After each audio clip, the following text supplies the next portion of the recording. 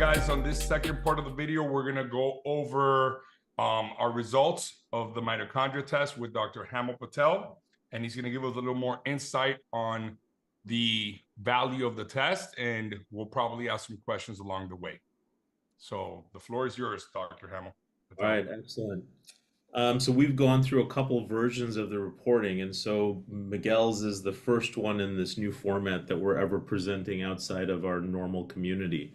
And so you're a pioneer in this. And so we put your test results into this new format that we're calling the matrix. And so the idea is to visually give everyone a sense of all of their mitochondrial numbers on one page, and then follow that up with some suggestions of things that they could possibly try that are based on lifestyle interventions, supplements, and then prescription meds that you could go to. And so it's a graded effect, things that have very low toxicity, things that may have mild toxicity, and things that have got lots of side effects and other things. Ultimately, then we give you 3 levels of things to do over the next 9 months to improve your mitochondrial health, and then an overall interpretation of the results. So we'll go through Miguel's numbers here. So the way the report comes out is, if you remember from the description of the test, we look at a mitochondrial stress pathway first. We then look at energy profiles, and then finally we look at ROS generation and mitochondrial networks. And the scores build along that way. They're in these circles, and they tell you whether you're in the optimal range, in the low range, or in the high range. And optimal is optimal, but then there's some things that are good to be in the high range and good to be in the low range. And the report interprets this at the end here. So if we look at Miguel's mitochondrial stress response, he looks okay. He's in the low cusp in this category for his basal respiration. So this is when his sample is added to this cell that's sitting on this assay, and we look at its respiration. It's not changing much, which is great, which is what we want to see. So there's nothing toxic in his blood sample, and there's nothing overactivating in his blood sample. We then start messing with the mitochondria and really perturbing how they're working. And so the first thing we do is we look at mitochondrial efficiency. And Miguel's mitochondrial efficiency looks in that lowish average range. So it's very close to optimal. So that's good. There's no leakiness that's happening there, and things are cooking along as we expect. Where I would have expected, based on his build and how much he exercises and takes care of his body, I would have expected his mitochondrial potential to be way higher than it is. And this is looking at, when we make the system work as hard as we can, what is that reserve capacity that's there? And he's in that low average range here as well. Again, I would have expected to be much higher, and we'll talk about that in a second, of why we think there may be some things that we could tweak here. The next part of the test is then this energy pathway. So we're looking to see if you're balancing energy using glycolysis and mitochondria, and if you're using these in an efficient or an inefficient kind of way. So you can see with Miguel that he's highly using mitochondria. His aerobic score is high.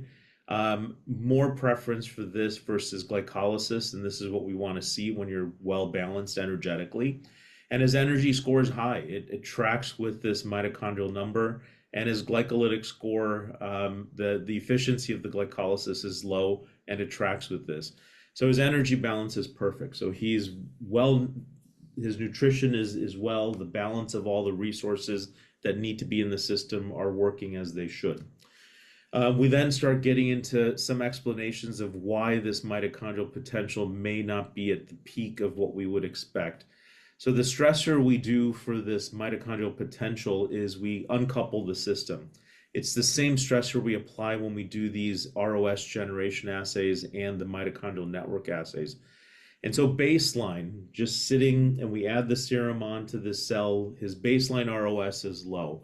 When we stress the system and make it work as hard as it can, that ROS level moves into this high category.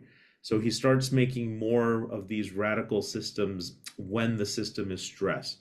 So it's suggesting that even though it can rev and it's got a good energy balance, when they're made to work as hard as they can, they tend to make ROS better than they make energy in this process. And then one of the reasons that ties to this is possibly this mitochondrial network. So as you remember, we've made these cells glow green in their mitochondria, and we can look to see how the mitochondria are socially connected dynamically and how this shifts in a basal and in a stress state. We see that in a basal state, they're optimal, but when we start stressing these mitochondria with the same thing when we're driving this energy pool, we see that their stress network is not very well behaving, right? So they're not being connected. They're starting to fall apart. And so these two high values are indicators of things where we can intervene and maybe why this mitochondrial potential is low. So the suggestion would be mitochondrial renewal, right? This idea of mitochondrial stress going up with tying to ROS and these network profiles suggests that this renewal really needs to start with getting rid of the death and decay that's happening in the mitochondria in Miguel's sample, possibly. Urolithin A is a great compound to start with. There's a lot of work done with this by a company. I think it's Timeline Nutrition that does this, and their product is MitoPure. They have a number of clinical studies that have shown validity around this. The other aspects would be ROS scavenging. So high compounds like resveratrol, glutathione, vitamin C, N-acetylcysteine would be optimal here. And then lipid support therapy. Rejuvenating all of the membrane systems is the way to go with this. The idea would be to do this renewal aspect for the first 3 months, retest, make sure we're on the same target path. And then for the next 2 months, or the next 3 months, if we're on this path, is to then focus on the ROS aspects. So once you rebuild that system and rebuild functionality, then you want to start minimizing the damage that's happening and the ROS aspects of it.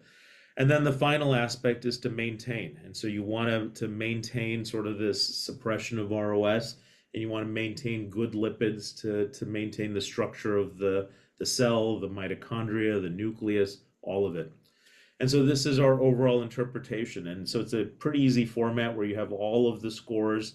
All of these values then go into an overall score. And so Miguel's overall score is in this optimal range, because in a basal setting, he's doing pretty well. It's in the stress setting that it tends to go into this red category that we don't want it to be in certain of these aspects. So in a nutshell, that's the me screen and the matrix reports and the matrix report that we have. I have a question. Yeah. Can you put that back up? Yeah, I'll put it back up. So, one of the things that we learned with Neo 7, which is a different discussion, but, based on genetics, Miguel and I both have this genetic factor where, we're taking hormone replacement and we're getting value from it. But Yeah. because of certain genetic factors, we're also creating a lot of oxidative stress, right? Yeah. And we're creating a lot of cellular debris. So can part of the stress ROS be linked to that as well? Yeah, I mean, that could be. I mean, we see this when your system is sitting in a basal, when you're sitting on the couch watching TV, your system's fine. But the minute you start stressing it, right, when you're active and you're trying to make it do what it needs to for physical function and going beyond, it doesn't respond as well. So that could be tied to the results you're seeing with the Neo 7 stuff. Right. Meaning we're already having a cup that's full, so any more stressors put on top, along with the other metabolites that are causing the inflammation, are stressing even further our system.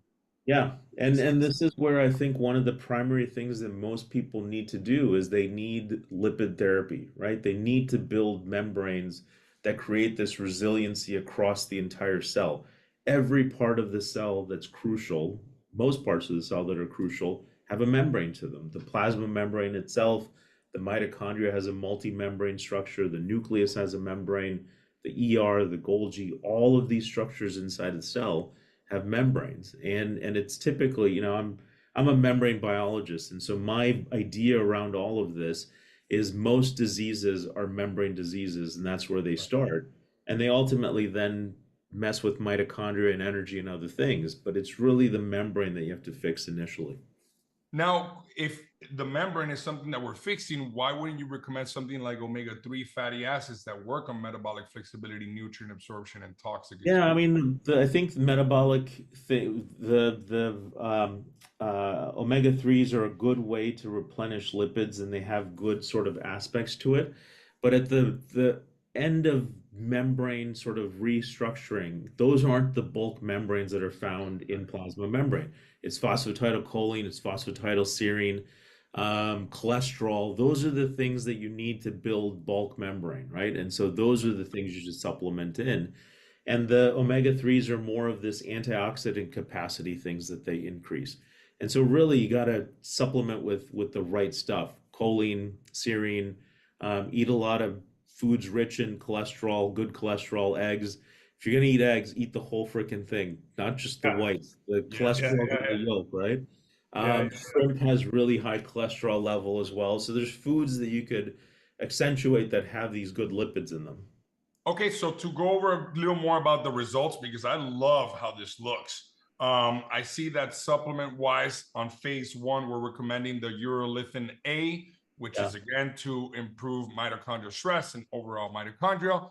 Um, you would recommend first to do phase 1, not like, or for example, I see on phase 3, you're adding things like glutathione, resveratrol, vitamin C, etc. Could I just start with everything at once, or you would recommend first focus It on would, I one? mean, it's really, so this matrix gives you an idea of how to fix each one of these things, and the levels down here are how you would start, right? So level 1 would really be this renewal of your mitochondria through this urolithin A aspect of it.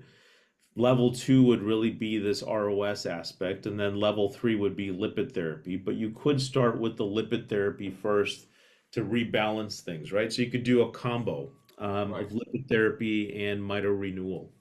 right, right. I just And love what how do you, you're what do you, breaking what do down you, which one is doing Yeah, what it'll on be one side. different for different people, right? Some people may need to start with the lipid therapy first and then layer in the mitochondrial renewal aspect. And so for yours, it looks like your mitochondria are on this verge of just doing really well because your balance is amazing, right? For the Right. energy. You're able to, all your fuel states are well balanced. Your mitochondria are in this lower cusp, just about to hit that optimal level, and they just need a push. And so that push really, I think, is activating pathways that clear out dead and dying mitochondria first. yeah. Beautiful. And Love what do that. you do? What are you doing? What are you doing specifically for lipid support therapy? Like, do you guys like recommend certain supplements? Yeah, we've had a couple people that have done this test that their providers have put them on phosphatidylcholine and they're doing really well on follow-up tests. And so phosphatidylcholine from a couple sources. One of the things we're working on are putting things on here that we trust and believe in, right? And there's a literature around it. Yeah. And eventually we'll have codes for actual sites to buy these things from, products that we would recommend on this Awesome. ultimately. Beautiful. Really In awesome. regards to doses, I mean, we know for the most part what doses to use on these supplements. This would be on the provider like us, basically Yeah, taking care of yeah. making those recommendations. Okay. Yeah, I mean, this is a research test right now. It's not a diagnostic or anything. And so we give you some insights, and it's really get followed by someone who's a professional that can then guide you down this path in terms of dosing, because they know you better than we do. I mean, we know a lot about you from your mitochondria now, but it's really what your body will handle. The other aspect that we're seeing with this is these are suggestions, right? And there's 1,000 ways to fix your mitochondria, 1,000 things you can do, but they're not all going to work the same way for every individual. But Yeah. our test now gives you a way to determine if things are working. And if they're not, in 3 months, you switch the protocol and you try some new other things. Right. Yeah. What I really like is, because we use a lot NMN. I know it's debatable that NR, NMN, NAD, whichever one you want. Ultimately, what we're looking for is more NAD to repair our DNA through the sirtuins, etc. But what I like about your test a lot, and I say this to the viewers, is although NMN or NAD could help with sirtuin and more mitochondria, ultimately, now we have a test that can actually look not only at how much mitochondria you have, but how is it functioning? How does it respond to stress? And so many other details about your mitochondrial health, and that we can actually take control of, and which happens to be one of the hallmarks of aging, which Yeah. is lovely. Yeah. Yeah, and you know what? We had a conversation with Ryan from True Diagnostics, based on like the epigenetic influence. And for example, Miguel, at that time was going through a stressful event, and Yeah. it showed up. And so, part of this is also talking about not just like supplementation and medication, but also a lifestyle that Yeah. uh, promotes mitochondrial function. So a lot of it, and we go through this a lot with especially like ex-professional athletes or competitive athletes, where we actually have to tell them, hey, pull back a little bit. Yeah. Pull back a little bit because you're stressing your body a lot. And even if it's psychological stress, Yeah. how do you implement certain things like, we're not, obviously you're with Joe. So meditation, right? Yeah. You Yeah. and your research No, and on that's is one of the incredible. things. That's one of the things we're after. I think this lifestyle category for Miguel, since there's a pretty good balance, we had only suggested diet changes, but there's ways to alter this, right? We have other things that we'll put into this, and these will be unique to individuals. For some individuals, the matrix is going to go into the next page because we're going to have lots of suggestions of things they could do, and for the three things that we're thinking lifestyle wise would be diet, mind body kinds of things, right? So either physical exercise or meditation to get rid of the emotional stress and other things that you have. And we know Right. that works, right? If you can concertedly do that over and over again and go to an intensive retreat like a Joe Dispenza retreat, you're going to change everything about your metabolic health. Yeah. And then the third thing, and I think there's a lot of science behind this that's emerging, is breath work. Yeah. If you could learn to do hypoxic breathing and other types of breath work, and yoga's got huge elements to this, meditation has huge elements to it. I think you're going to do lots of crazy, amazing things with that. And then So tied into all of that are the fancy things that everyone's doing, cold plunges, saunas, all of that ties into lifestyle interventions, and they have low impact in terms of toxicity. They're for going to sure. do huge things for your body, but they're not going to hurt it in ways that drugs and other things may. So my last question on that, it's a two-prong approach to this. Number one, Carlos and I just started with near infrared light therapy. I mean, I can turn it on. I have a light that now we have an 8 panel of 8 light bulbs, which within minutes you're already profusely sweating. We do know that that stimulates mitochondria. Would be interesting to see how much red light could affect our mitochondria. I agree.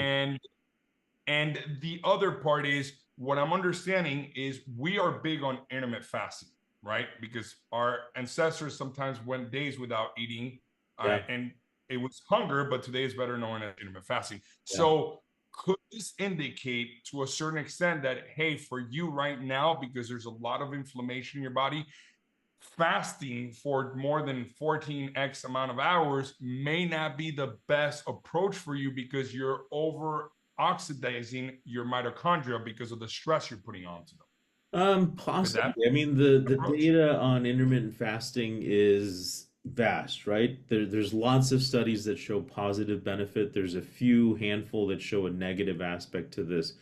There's some suggestion that depending on the age you are and when you start this intermittent fasting, there may be other issues that show up. We've got some preliminary data in the lab that if we take old animals and we put them on an intermittent fasting protocol, they don't do as well as young animals on this. And so again, this idea of how is the system taking in information? As you get older and older and older, the system degrades. And if you try to give it an upgrade and a new system without rebuilding that youthfulness, it's not going to respond the same, right? And so Yeah. one of the thoughts is, can you do intermittent fasting, but do it after you've rejuvenated your mitochondria and all these things? So do the lipid therapy, do the ROS kinds of things, get your mitochondria in balance, and then start the intermittent fasting protocol because now you look way younger biochemically. Yeah. Wonderful. Really well I, said. I love that. I love that this test will give you kind of like a blueprint as to how to influence it, you know, because before we were, again, it's about precision. We were guessing, we were taking supplements that we know are good, and we were living certain lifestyles, but sometimes less is more, especially for us that we're like, you know, obviously high performers and, you know, like high level, and we're constantly under stress. It's about finding that balance on how to also pull back, right? And give yourself rest. I go through this with, you know, it's kind of like sleep is the greatest consolidator. So rest is just as important as working out or putting yourself under these short-term stressors like cold plunging and all these things. It's just knowing how to do it and when to do it. Yeah. And it changes from cycle to cycle, right? You're going to go through stress periods where you're going to not do supplements because it's just not something you want to do. Emotionally, mentally, you just want to do something else. And so there's ways to track this. The other advantage I think of this test is it looks at so many aspects of your mitochondria, not just one thing to then say this is the end all be all, right? It looks at the function aspect, the stress aspect, the ROS aspect, and then the networking thing, so the structure aspect. So it's a complete look at your mitochondria that we've never had a look at before. Right. I love this. Well, guys, I think that pretty much wraps it. I mean, Doc, you've been wonderful. You answered everything we thought you would answer. And for those of you watching at home, call us and stay healthy. God bless. Yes.